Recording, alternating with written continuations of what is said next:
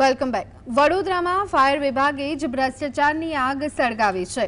3.17 કરોડના fire brigade સાધનોની ખરીદીમાં મોટા પાયે કૌભાંડનો પર્દાફાશ થયો છે.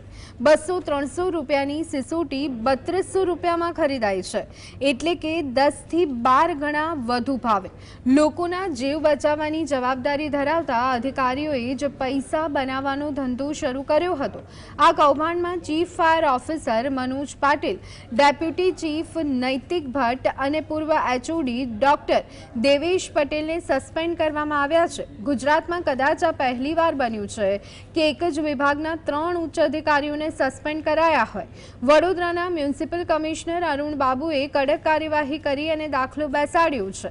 પરંતુ સવાલ એ છે કે આ ભ્રષ્ટાચારના મૂળ ક્યાં સુધી ફેલાયેલા છે અને શું માત્ર સસ્પેન્શન જ પૂરતું છે? ભ્રષ્ટાચાર સામેના ફાયર ફાઇટર્સ સામે કડક કાનૂની કાર્યવાહી ક્યારે થશે?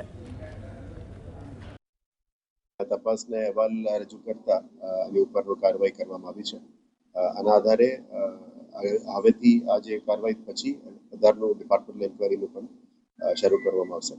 અને હાલ આ નિર્ણય લીધી છે એમાં ફાયર ડિપાર્ટમેન્ટના એચઓડી, સીએફઓ અને ડેપ્યુટી સીએફઓ જે પ્રોસેસમાં ઇન્વોલ્વ હતા એના ઉપર આ કાર્યવાહી કરવામાં આવી છે.